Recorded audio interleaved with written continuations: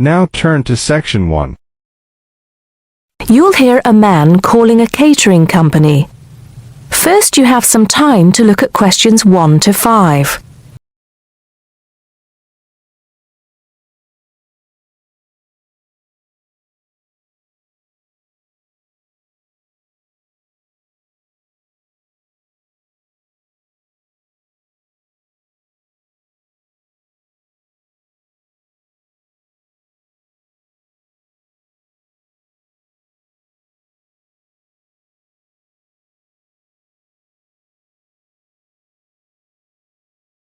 You should answer the questions as you listen because you will not hear the recording a second time.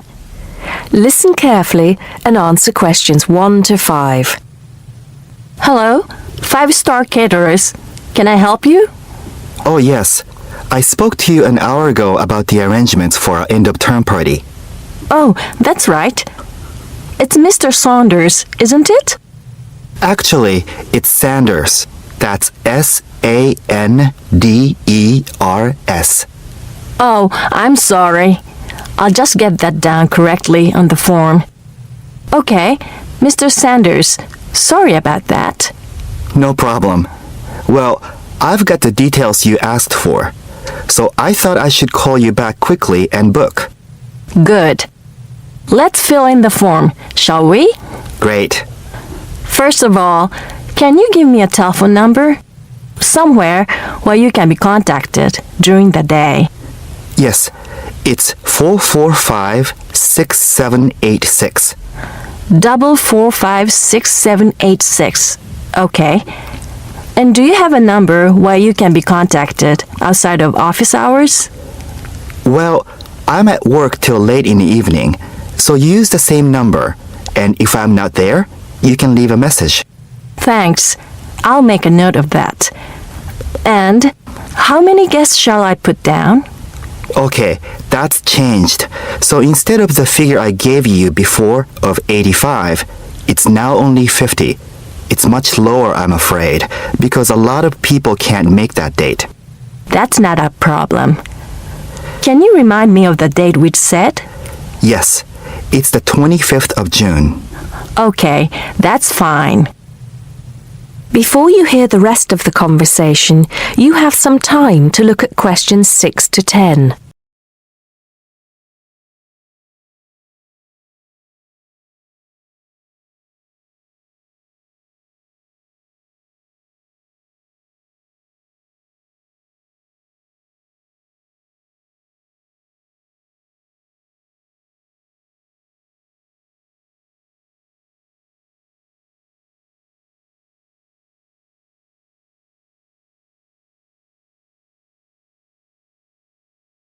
Now listen and answer questions 6 to 10.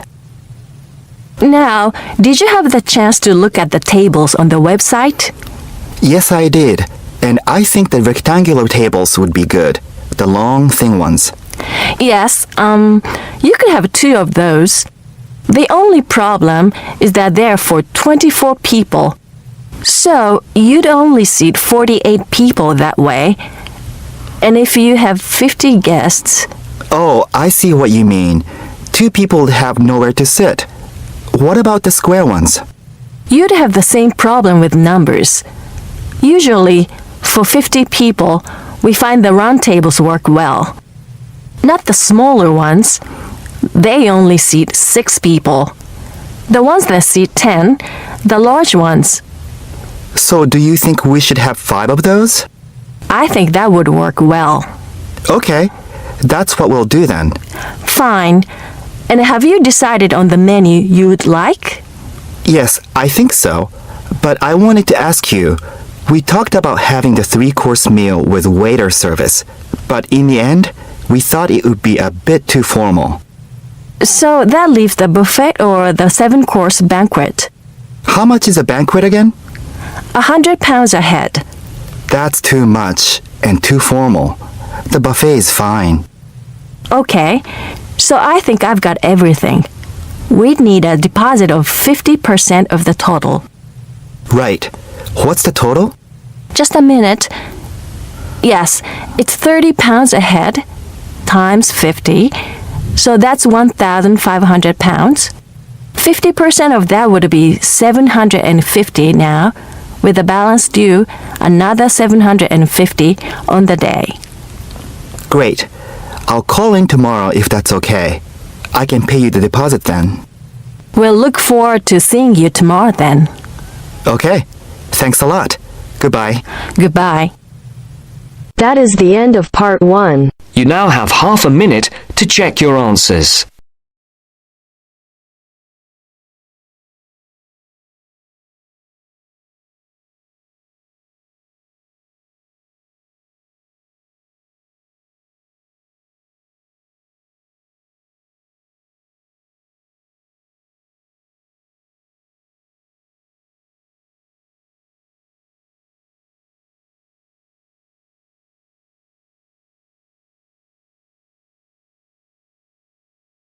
Now turn to Section 2. Section 2. You'll hear an orientation given to new students about technology services on campus. First, you have some time to look at questions 11 to 15.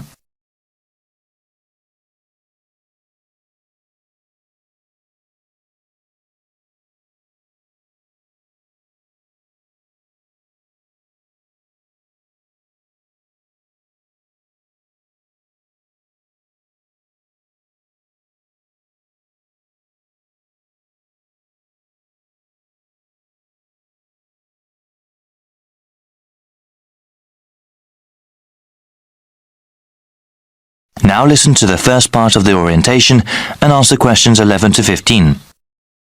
Good morning, everybody. I hope everyone has enjoyed orientation week so far.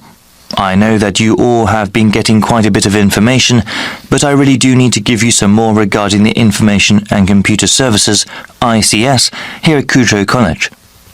I've been here long enough to remember when kids hauled their typewriters around. Having a computer, whether it is a desktop or laptop, is now indispensable. They are so necessary, in fact, that our school is willing to help students with financial aid, if they need it, in order to purchase a computer. If you want to know how the school can help you get a computer, please visit our website or the IECS Centre. Though we coordinate the One Student, One Computer program, our main task at ICS is to help students deal with any technical issues that they have. We have a help desk where students can call in and ask about any computer problems they have. At this time of the school year, the help desk assists students with connecting computers to the school network. Included in your orientation packets are instructions on how to do so. As you can see, the instructions for connecting a Windows-based PC is much more complicated than for an Apple computer. We actually recommend the latter because it is good for students to focus on their work, not on solving problems that come from the computer's operating system. If you call the help desk, you can also get help with things like connecting your printer. Best of all, if your computer is having major problems, you can bring it in and get it serviced. Before you hear the rest of the orientation, you have some time to look at questions 16 to 20.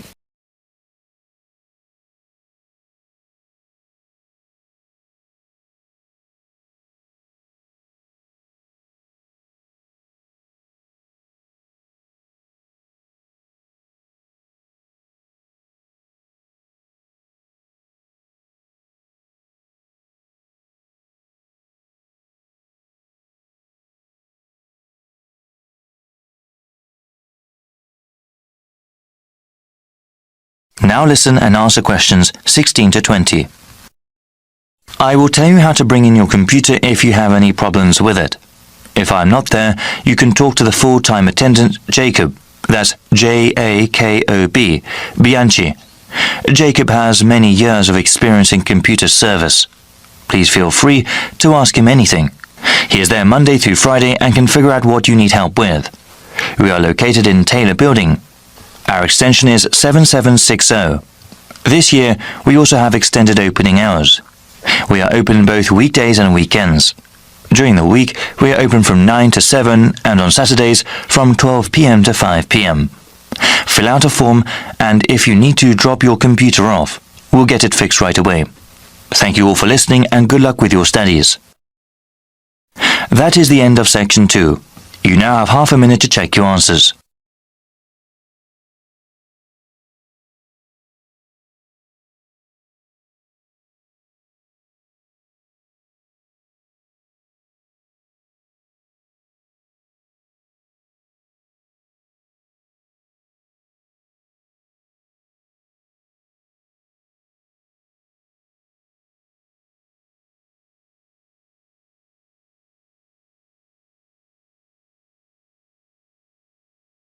Now turn to Section 3.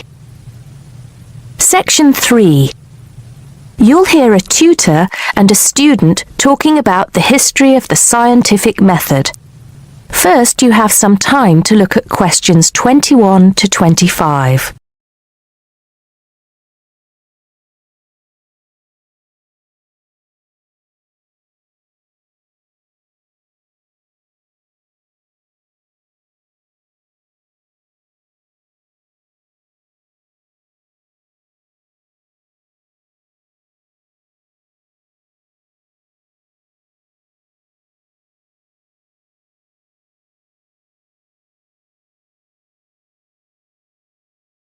Now listen carefully and answer questions 21 to 25. Hello, Simon. Come in. Take a seat. Now, I wanted to talk to you about your assignment. Yes, the one on the scientific method. That's right. I just wanted to see how you were getting on. Well, I think it's fine. I mean, I haven't done a huge amount of work on it because I've been working on other things. But what I've read so far seems fine. How many of the references that I gave you have you managed to get hold of? Not too many, I'm afraid. It seems that everyone else is working on the same things at the same time. And every time I look, the books are checked out from the library. Right. Well, I think that we can go over the main ground together now. That way, even if you don't manage to go through all the references in detail, you'll still have an overview. What has helped you most so far? I've managed to have a look at 3 of them. I thought that Johnson made some good points, but it was hard to follow the line of her argument. Bradman was simple and straightforward, and I felt as if I got a lot out of that. I wish I could say the same for Whittaker. To be honest, I didn't get very far with that. Okay, that's more or less what I'd expect. So tell me, what have you learned so far about the role of the Egyptians and the Babylonians? Yes. Well, there's evidence that the basic components of the scientific method, examination, diagnosis, treatment, and prognosis, were being used in the early 1600s BC, especially in the treatment of certain illness. Good. Yes, that's right. And the point, of course, is that that represented a considerable advance over relatively simple, non-empirical approaches, which usually attributed anything unknown to the actions of the gods, etc. Of course, the Egyptians and Babylonians did this as well, but what we see emerging here is a willingness to base opinion on systematic study of the real world, which is at the root of the scientific method. I see. Right, yes. And then that reappears later. Yes, although don't get carried away with the idea that it was a simple process of development. By the time we get to ancient Greece, let's take the period towards the middle of the 5th century BC, the rules governing the scientific method were practiced on a widespread scale, but there were still many people who believed that real truth could only be acquired by pure rational thought. Plato, of course, had a great influence on the development of the scientific method during this period. Through his academy. That's right. But then, as we know, a great deal of understanding of the scientific method disappeared as the old world order collapsed. It wasn't until the Middle Ages, sometime before the 11th century, that several versions of the scientific method emerged from the medieval Muslim world, all of which stressed the importance of experimentation in science. Right. I think I've got the historical timeline. Before you hear the rest of the conversation, you have some time to look at questions 26 to 30.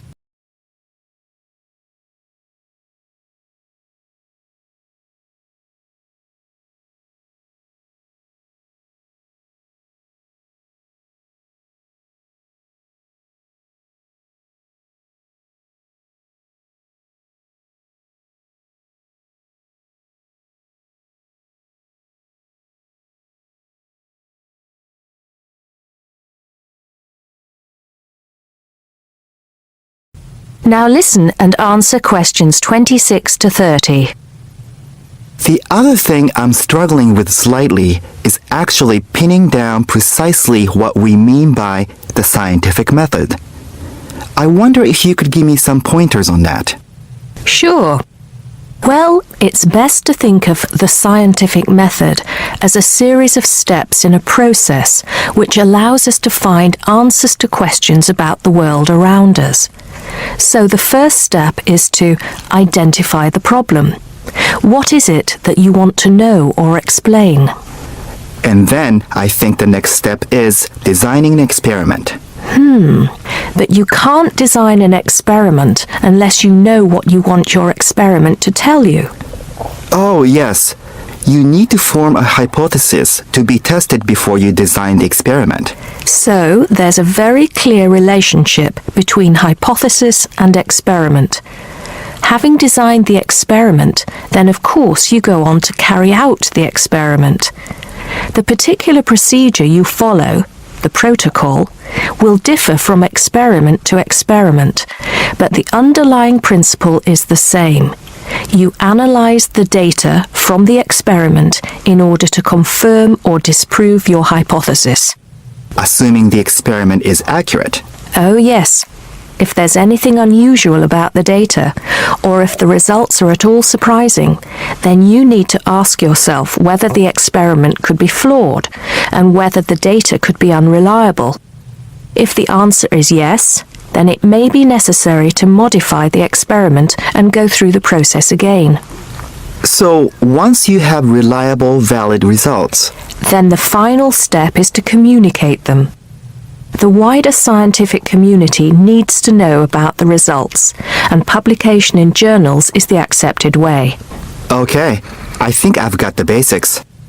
It's going to get more complicated as we begin to look at some people who have criticized the scientific method.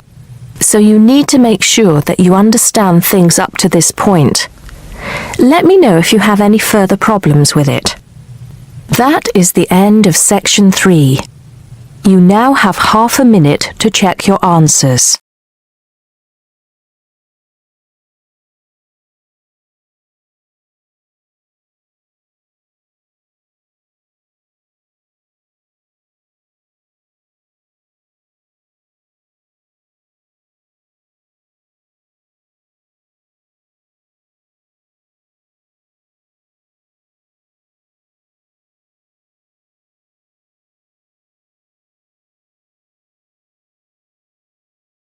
Now turn to section 4. You'll hear a talk given by a foreign correspondent. Now you have some time to look at questions 31 to 37.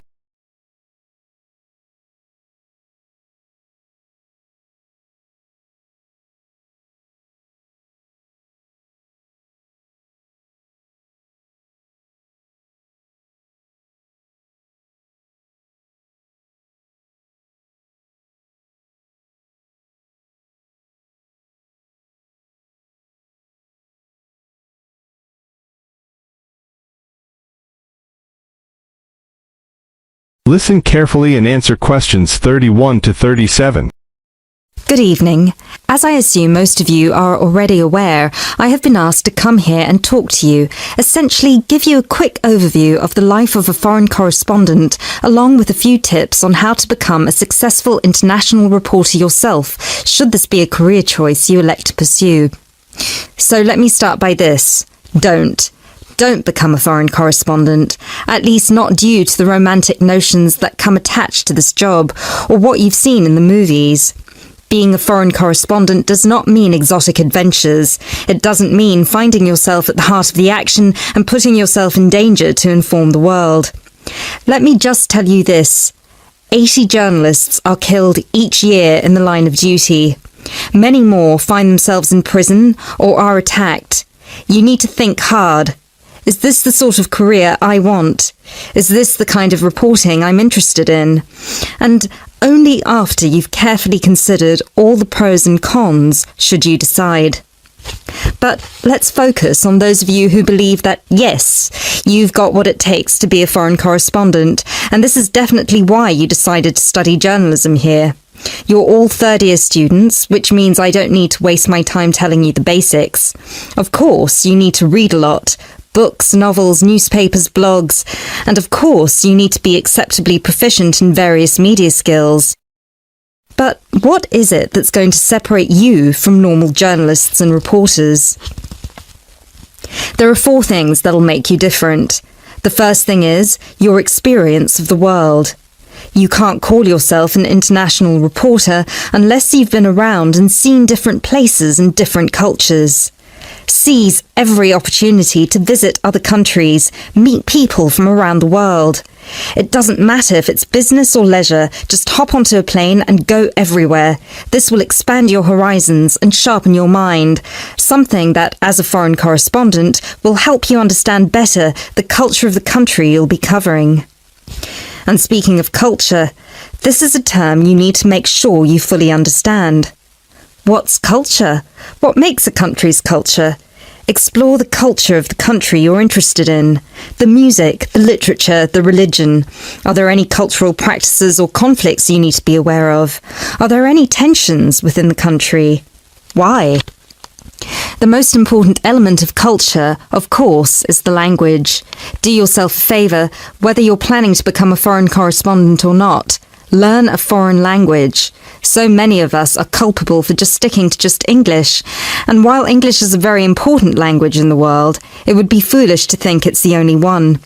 Pick a language whose sound you enjoy, a language you find interesting. Trust me, your future CV will thank you for it. And finally, history. Don't expect to be given a job as a foreign correspondent if you don't know anything about your target country's history. No piece of news is disconnected from the past. The whole world tells a story, and your coverage will suffer if you attempt to arrive in the middle with no reference to or understanding of what came before. The hows and whys always lurk in the past. Seek them. You now have 30 seconds to look at questions 38 to 40.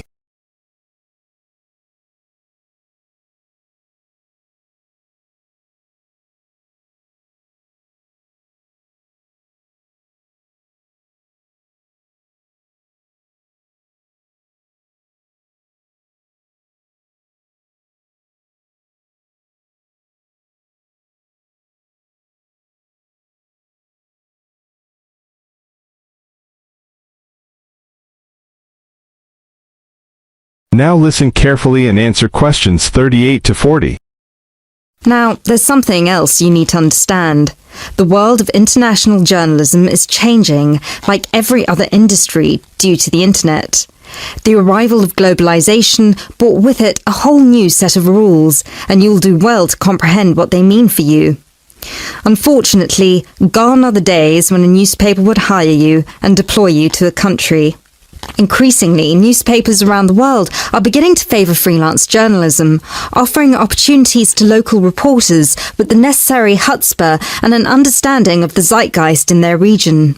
What this means for you is that you won't just have to start at the bottom. If you want to sustain yourself as an international reporter, you'll also have to pursue many different avenues at once. You'll need to persevere and push and build contacts everywhere. An old student of mine, a terrible student at university, but an incredibly intelligent woman, she came to find me at a conference that was recently held in Yemen, where I delivered a speech on the future of journalism. She was working for 3 different newspapers as a freelance foreign correspondent, one of them The Times, and she told me that the one piece of advice I gave her that stayed with her and helped her with her career was this: don't be afraid to fail. It will happen over and over again. It's how you deal with it that matters most. So keep this with you, this one piece of advice. Oh, and don't forget, your passports need to be kept current at all times. Thank you very much for listening. That is the end of section 4. You now have half a minute to check your answers.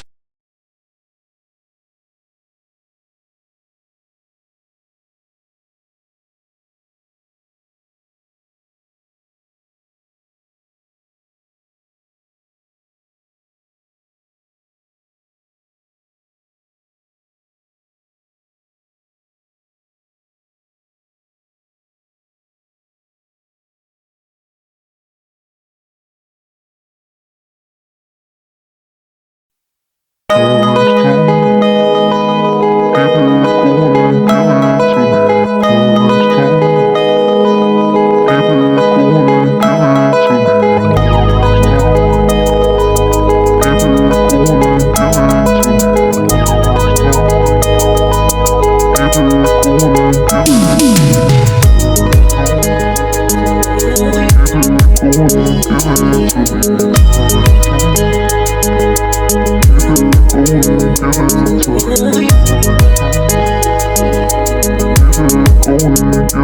to me.